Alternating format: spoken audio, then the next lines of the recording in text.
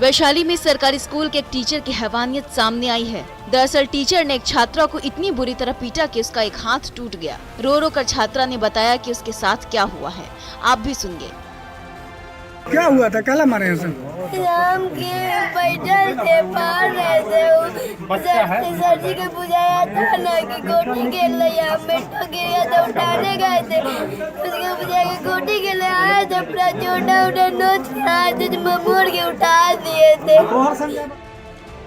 जानकारी के मुताबिक लालगंज प्रखंड स्थित राजकीय कृत मध्य विद्यालय अतुल्लाहपुर में 5वीं कक्षा में पढ़ा रहे शिक्षक अनिल कुमार ने अतुल्लाह निवासी अजय सिंह की बेटी नंदिनी कुमारी का हाथ मरोड़ दिया, जिससे छात्रा का हाथ टूट गया। वहीं 7वीं कक्षा में पढ़ रहे देवेंद्र चौधरी के 12 साल के बेटे अंकुश कुमार को प्रभारी प्रधानाध्यापिका ने छड़ी से पीट दिया, जिससे उसके पीठ पर जख्म और दाग उगाए।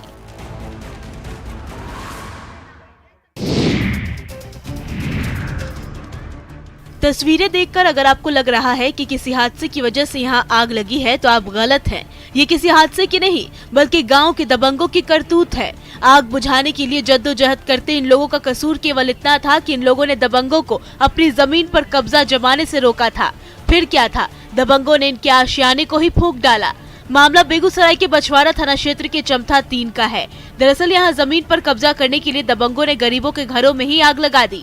पीड़ित लोगों ने बताया कि सरकार ने उन्हें 1978 में ही पर्चा के रूप में जमीन दी थी, लेकिन तब से ही गांव के कुछ लोगों के द्वारा उस जमीन को कब्जा करने की कोशिश की जा रही थी। बाद में जिला प्रशासन ने उक्त जमीन को अतिक्रमण मुक्त कराकर लोगों को सुपुर्द कर दिया था, लेकिन एक बार फिर दबंगों ने दबंगई दिखाते हुए लोगों के घरों में आग लगा दी है। पीड़ित पक्ष का आरोप है कि इस संबंध में अंचलाधिकारी और बछवाड़ा पुलिस को सूचना देने के बावजूद भी अब तक कोई कार्रवाई नहीं की गई है।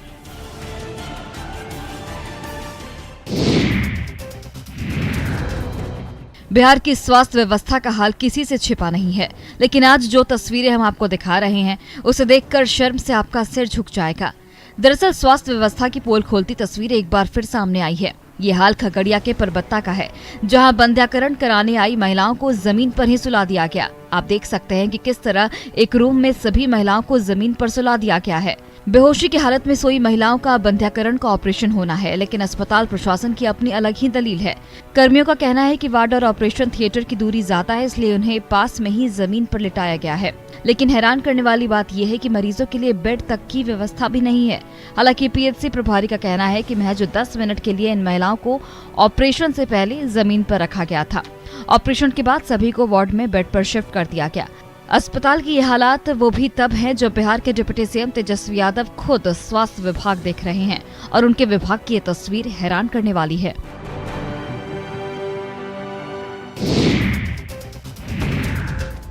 बिहार में शराबबंदी कानून है। यहाँ शराब पीना, बेचना और तस्करी करना कानूनी अपराध है।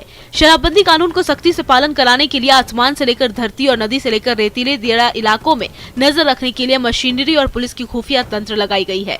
बावजूद इसके शराब की तस्करी का खेल जारी है। ये तस्वीर गोपालगंज के बलथरी चेक पोस्ट की है, जहाँ यूपी बिहार का समेकित चेक पोस्ट है।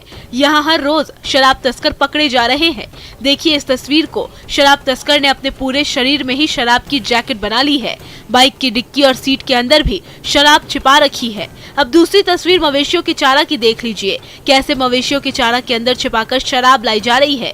ये तस्वीर महज बानगी है। मरीजों को ढोने वाली एम्बुलेंस और जुगाड़ गाड़ी के अंदर भी तहखाना बनाकर शराब की तस्करी हो रही है। अब गंडक नदी के रास्ते हो रही शराब की तस्करी को भी जान लीजिए। यहाँ चुलाई शराब की भट्टियां नदी के अंदर चलाई जा रही है, जिसे उत्पाद विभाग की टीम ड्रोन के सहारे चिन्हित कर लगातार ध्वस्त कर रही है।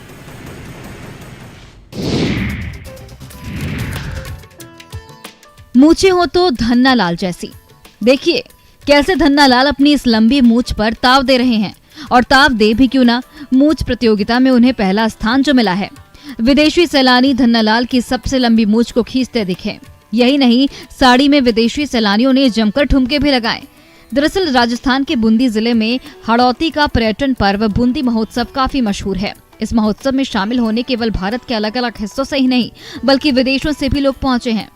बूंदी महोत्सव में कई रंगारंग कार्यक्रमों की प्रस्तुति हुई। इस अवसर पर शोभा यात्रा निकाली गई, जिसमें बड़ी संख्या में विदेशी सैलानी भी महोत्सव के रंग में डूबे दिखे। शोभा यात्रा में मनोरम दृश्य, रंग बिरंगे कपड़े पहने हुए गांव के लोगों के साथ साथ चक्री घोड़ी नृत्य भी हुए। इसके अलावा महिलाओं की पड़िहारी दौड़ हुई। इसमें महिलाओं ने सिर पर मटकी रखकर दौड़ लगाई। इस प्रतियोगिता में स्थानीय महिलाओं के साथ विदेशी महिलाओं ने भी भाग लिया।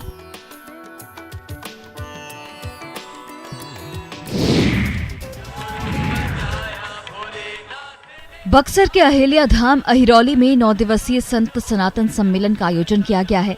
7 नवंबर से शुरू हुए इस आयोजन में हर दिन फेमस सेलिब्रिटीज एक से बढ़कर एक प्रस्तुति दे रही हैं। इसी क्रम में शुक्रवार को मशहूर सिंगर हंसराज रघुवंशी ने अपने परफॉर्मेंस से लोगों को मंत्रमुग्ध कर दिया। कार्यक्रम के दौरान हंसराज ने अपना फेमस गाना मेरा भोला है भंडारी भी गाया।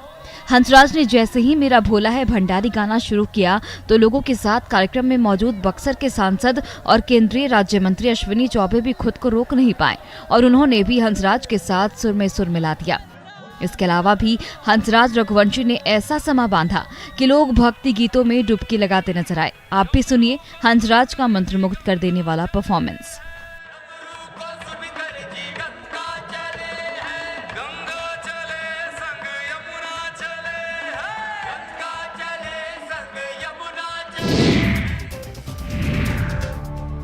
ये आरजेडी सुप्रीमो लालू प्रसाद का पैतृक गांव फुलवरिया है। कभी लालू प्रसाद यहाँ इसी चबूतरे पर बैठकर चौपाल लगाते थे, लेकिन जब से वो बीमार हैं तब से गांव नहीं आए। यहाँ लालू प्रसाद के परिवार के सदस्य और ग्रामीण उनके सेहत को लेकर चिंतित रहते हैं। गांव के पंच मंदिर में लालू प्रसाद और रोहिणी आचार्य के लिए हर रोज विशेष पूजा और प्रार्थना हो रही है ताकि लालू जल्द से जल्द स्वस्थ हो सके। फुलवरिया के कई लोगों ने कहा कि जरूरत पड़ी तो वे लोग खुद अपनी किडनी ट्रांसप्लांट करा सकते हैं क्योंकि लालू प्रसाद उनके लिए भगवान हैं। गांव के लोगों का कहना है कि रोहिणी शेरनी है और ऐसी बेटी हर घर में हो। पिता और बेटी के इस स्नेह को देखकर फुलवरिया के लोग काफी खुश हैं और लालू के लिए जल्द से जल्द स्वस्थ होने की कामना कर रहे हैं। रोहिणी बहुत अच्छा काम कर रही हैं। ऐसा बेटी हर घर पैदा ले, जरूरत पड़ी तो हम लोग भी दे सकते हैं। हम लोग अगर मैच किया तो हम लोग भी अपना किडनी दे सकते हैं। बक्सर के अहिरौली धाम में चल रहे संत सनातन संस्कृति समागम की यज्ञशाला में एक साथ 51 श्रद्धालु वैदिक मंत्रोच्चारण के साथ पूजा अर्चना कर रहे हैं। दरअसल अहिल्या धाम में बने भव्य और आकर्षक यज्ञशाला में श्रद्धालुओं की पूरे दिन परिक्रमा चल रही है। सुबह से ही 51 कुंडीय यज्ञशाला में पूजन के दौरान मंत्रोच्चारण के स्वर गूंज रहे हैं। बड़ी संख्या में श्रद्धालु यज्ञशाला की परिक्रमा कर नमन कर रहे हैं। इस धार्मिक कार्यक्रम में पूज्य संत श्री जीयर स्वामी, चित्रकूट के तुलसी पीठाधीश्वर पद्म भूषण स्वामी श्री रामानंदाचार्य जी और जगत गुरु रामभद्राचार्य जी महाराज पहुंच गए हैं। मुख्य पंडाल में चल रहे यज्ञ और संत समागम के बाद पूरा बक्सर राममय हो गया है। श्री राम की कर्मभूमि में चहुओर सनातन संस्कृति समागम का संदेश मुझ में राम और जय श्री राम का उद्घोष गूंज रहा है।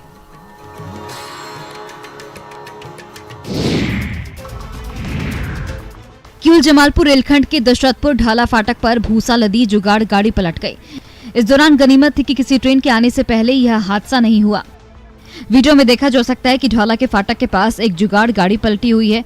जुगाड़ गाड़ी पर भूसे के बोरे लदे हुए हैं। गाड़ी के पलटने की वजह से ढाला पर गाड़ियों की लंबी कतार लग गई है। स्थानीय लोग पलटी हुई जुगाड़ गाड़ी को रेलवे ट्रैक से हटाने की कोशिश कर रहे हैं। बताया जाता है कि जमालपुर किऊल रेलखंड के दशरथपुर स्टेशन के पास ढाला से ट्रेन गुजरने के बाद जैसे ही फाटक खोला गया तो आपाधापी में फाटक क्रॉस करते वक्त भूसा लदी जुगाड़ गाड़ी पटरी पर पलट गई। गनीमत रही कि इस दौरान कोई भी ट्रेन क्रॉस नहीं किए, नहीं तो एक बड़ा हादसा हो सकता था। वहीं गाड़ी के पलटने के बाद गाड़ी पर लोडेड भूसा पटरी पर पलट गया। चौक पर खड़े लोगों की मदद से गाड़ी और भूसे को पटरी से बाहर किया गया। इस दौरान कई गाड़ियां जाम में फंसी रही। मौके पर मौजूद कुछ लोगों ने इस पूरी घटना का वीडियो बना लिया है जो अब सोशल मीडिया पर वायरल हो रहा है।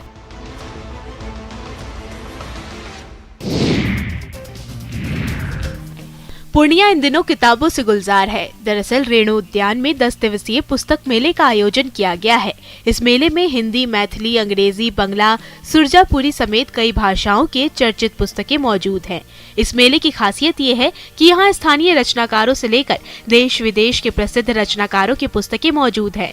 पुस्तक के अलावा यहाँ बांस से बनी कई आकर्षक और अनोखी चीजों का भी स्टॉल लगा है। इसके अलावा जिला प्रशासन द्वारा अभियान किताब दान का भी एक स्टॉल लगाया गया गया है। बड़ी संख्या में लोग इस पुस्तक मेले में आकर पुस्तकें खरीद रहे हैं। इस पुस्तक मेले की एक और खास बात ये है कि यहाँ वैसे लेखक जिनकी कृति आजकल दुर्लभ हो गई है, उनकी भी कृतियों को फिर से प्रिंट कराकर मेले में रखा गया है। आपको बता दें कि पुस्तक मेले में हर दिन काव्य गोष्ठी, सांस्कृतिक कार्यक्रम और परिचर्चा का भी आयोजन होता है। इस 10 दिवसीय पुस्तक मेले में देश के कई प्रसिद्ध प्रकाशक भी पहुंचे हैं।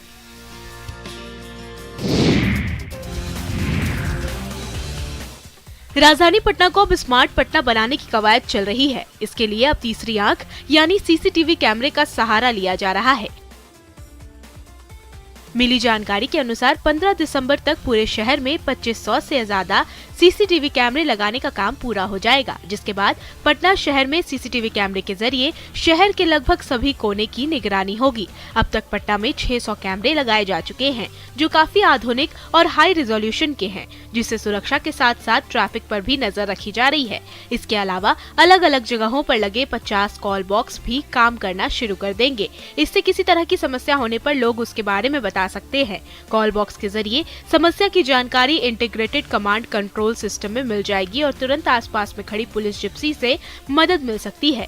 सीसीटीवी के जरिए पुलिस ट्रैफिक व्यवस्था के साथ हर तरह की गतिविधि पर नजर रख सकती है।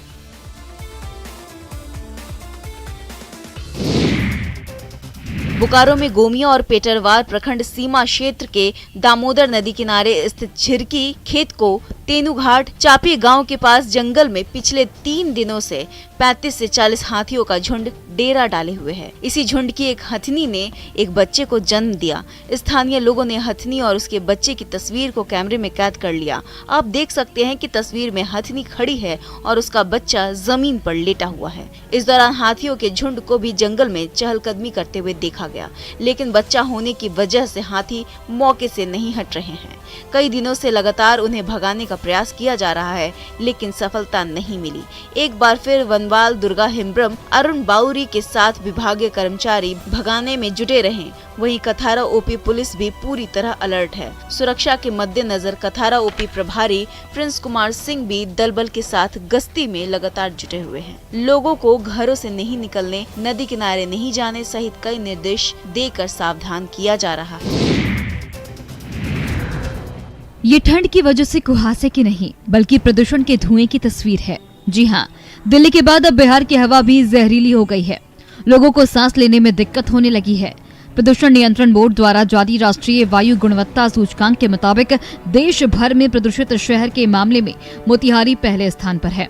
बात सिवान की अगर करें तो सिवान में AQI एयर क्वालिटी इंडेक्स 350 के पार है। आंकड़े बताने के लिए काफी हैं कि सिवान शहर कितना प्रदूषित है और जिस कारण लोगों को हार्ट अटैक सहित तमाम बीमारियों का खतरा बढ़ने की संभावना बनी रहती है। खासकर गुठनी, सिसवन, रघुनाथपुर और दरौली समेत कई प्रखंडों में प्रदूषण का स्तर काफी ज्यादा बढ़ा हुआ है। शहर के चित्रगुप्त नगर मोहल्ले में सबसे अधिक प्रदूषण का स्तर पाया जा रहा है। पर्यावरण विशेषज्ञों का कहना है कि तापमान में गिरावट और ठंड की वजह से धूल कण समेत अन्य प्रदूषण के तत्व एटमॉस्फेयर में ज्यादा ऊंचाई तक नहीं जा पाते हैं, जिसकी वजह से धुंध जैसी स्थिति बन जाती है।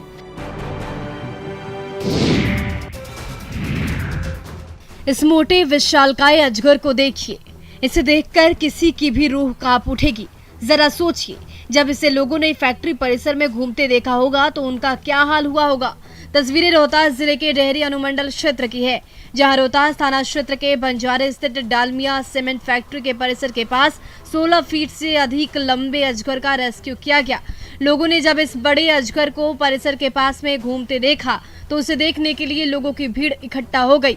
लोगों ने वन विभाग के कर्मियों को इसकी सूचना दी, जिसके बाद रेस्क्यू टीम पहुंची और आधे घंटे तक मशक्कत करने के बाद मोटे से अजगर को पकड़ लिया गया। देखिए, वन विभाग के कर्मी अजगर को एक बोरे में बंद कर रहे हैं। बाद में इस अजगर को पहाड़ी के ऊपर जंगल में छोड़ दिया जाता है। ग्रामीणों का कहना है कि अजगर सहित कई जंगली जानवर आए दिन शिकार की खोज में जंगल से निकलकर गांव की तरफ आ जाते हैं, जिससे लोग हमेशा डर के साए में जीने को मजबूर हैं।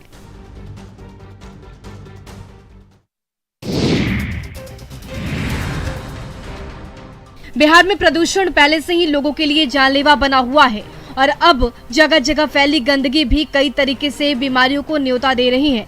हम आपको जमुई जिले के हालात को दिखा रहे हैं। देखिए, ये लोहिया स्वच्छता मिशन के तहत गांव-गांव में कचरा प्रबंधन के दावे की हकीकत दर्शाती तस्वीरें हैं। दरअसल जमुई जिले के प्राचीन मंदिरों में कचरे को लेकर लापरवाही देखी जा रही है। जिले के प्राचीन पत्नेश्वर नाथ धाम शिव मंदिर परिसर में एक भी डस्टबिन नहीं बना है। मंदिर परिसर में चारों तरफ कचरा फैला हुआ है। ये कचरा मंदिर के सामने से गुजरने वाली क्यूल नदी में जाता है। कचरा प्रबंधन में यहाँ लापरवाही के कारण एक तरफ श्रद्धालुओं को परेशानी होती है तो वहीं दूसरी तरफ कचरा से नदी को भी नुकसान पहुँच रहा है। लोगों का कहना है कि यहाँ हमेशा ऐसे ही कचरे का अंबार लगा रहता है, लेकिन इसकी सूद लेने वाला कोई नहीं। कचरे के संभार के वजह से लोगों को कई गंभीर बीमारियों का भी डर सताता रहता है।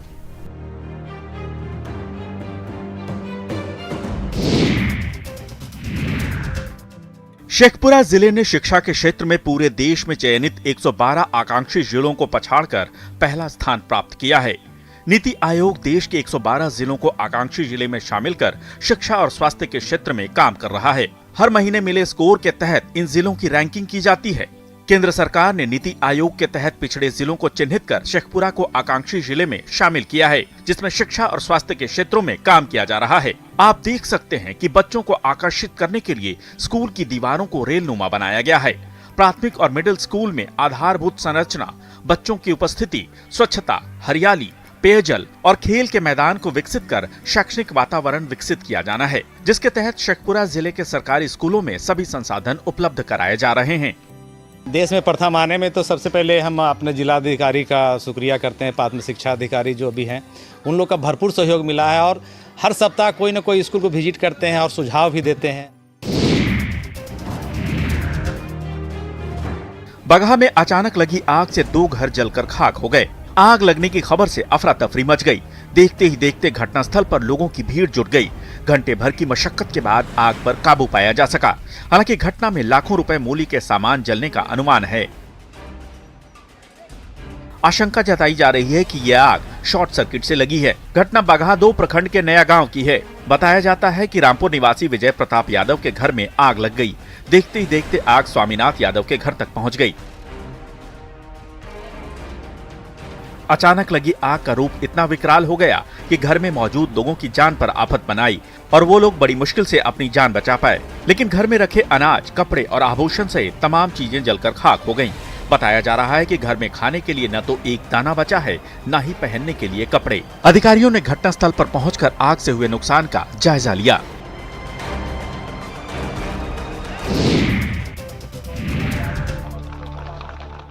बिहार रेजिमेंटल सेंटर दानापुर की 29वीं बटालियन की तरफ से सम्मेलन के तीसरे दिन बीआरसी के मुख्यालय में बीआरसी के आइकॉन रहे भगवान बिरसा मुंडा की आदमकद ताम्र प्रतिमा का अनावरण किया गया।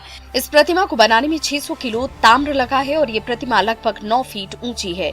इसे दिल्ली में बनवाया गया था और आज बीआरसी दानापुर में इसे स्थापित किया गया।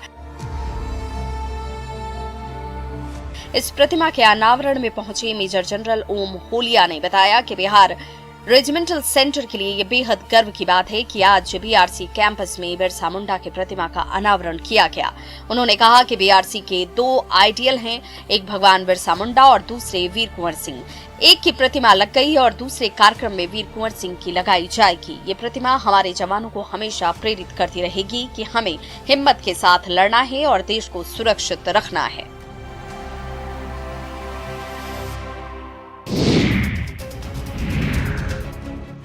कैमूर में स्कूल के छात्र और छात्राओं ने अनोखा प्रदर्शन किया है। दुर्गावती प्रखंड के कर्मनाशा रेलवे स्टेशन के पास रेलवे ट्रैक पर छात्र छात्राओं ने फुट ओवर ब्रिज की मांग को लेकर प्रदर्शन किया। दरअसल कर्मनाशा रेलवे स्टेशन जिले का दूसरा आखिरी रेलवे स्टेशन है, जिसके बाद यूपी शुरू हो जाता है। हालांकि इस रेलवे ट्रैक पर फाटक और फुट ओवर ब्रिज की मांग बहुत पहले से की जा रही है और इसी मांग को लेकर बार बार प्रदर्शन भी हो रहे हैं। वरीय अधिकारियों को सूचना भी दी गई, लेकिन अभी तक अधिकारियों के द्वारा कोई पहल नहीं की गई, जिसके विरोध में आज स्कूल जाने वाले छात्र और छात्राओं के साथ ही साथ यहाँ के ग्रामीणों ने ओवर ब्रिज की मांग को लेकर रेलवे ट्रैक के पास लगभग 2 से 3 घंटे तक प्रदर्शन किया। बता दें कि Karmanasha railway station death point बन गया है। यहाँ अक्सर रेलवे ट्रैक पार करने के दौरान हादसे होते रहते हैं।